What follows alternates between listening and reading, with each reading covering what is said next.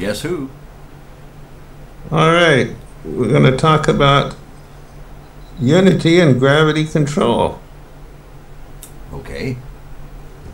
And we wanted to talk about the most important aspect of unity involves the dynamics of universe.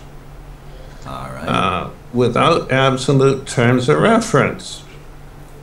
So separating the various values of trade and commerce from the world of atoms and galaxies is the topic to be discussed. And this is a very important point because this is where it all falls apart.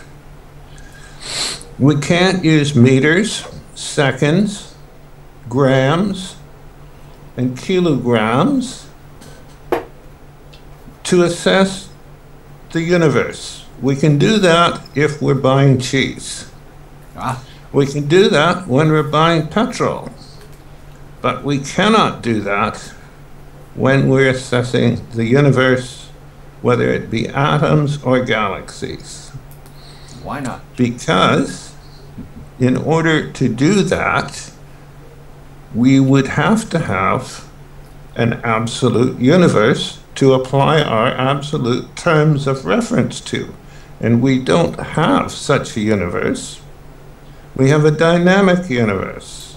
So we must apply dynamic terms and realize that there is no such thing as an absolute term of reference to apply to this universe.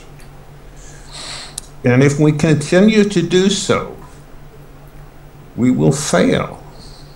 In fact, our civilization will fail because we're just too dumb to see that we weren't buying cheese and petrol. It sounds funny, I know, but it's true. And people keep insisting. They say, well, we use an atomic clock. And the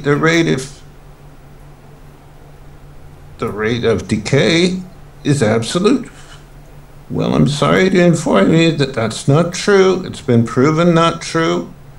And there is no such thing as an absolute term of reference in this universe where we live right now. If we want to have an absolute universe, we're going to have to ask somebody how we build one. But we don't have one right now. And this is the important point that we have to get past, which we've applied it to the speed of light. We say the speed of light is constant, millions and billions of years. It's always stayed the same. It's universal. Time is universal. Sorry, folks, it's not universal. It's not constant. It's not absolute. It's changing continually. Dynamic is dynamic. Static is static. And we don't have a static universe. You only have to look into the sky to see that. Everything is changing. And if you notice, some days it's raining, some days the sun is shining, and some days there's earthquakes, and some days there's fog. And those are changes. If it was static, we'd have none of those changes. Everything would be the same. And it'd be very, very boring. You mean like here? Yes. So we have to learn to adapt. And it seems very difficult for some people to adapt to the idea that they are not buying cheese or petrol. They are trying to assess the universe. And the universe is not going to cooperate with those people who insist on their grams and their kilograms and their liters and their seconds and their hours and even their years. So it's not going to work out.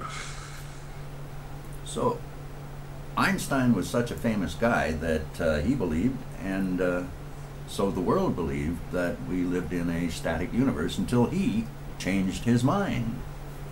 Yes, well, he realized the error of his ways, which, yes, we all make errors, and we all have to cough up to the fact that we're not infallible. We make mistakes.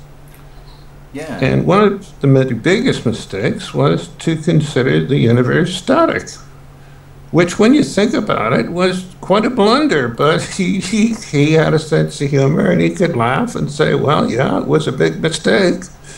But you see, people have a hard time listening to somebody who will say, hey, I made a mistake, I blew it.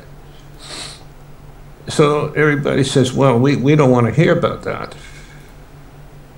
We don't want to hear anything from somebody like you. I mean, we already got it under our belt here. We learned all this. So just get lost with all this new stuff. You change your mind? No, you can't do that. It's not allowed. I mean, yes, of course, people accept the fact that the universe is dynamic, but they're still going along with this idea that there are actually absolute terms of reference that can be applied to universe. And the speed of light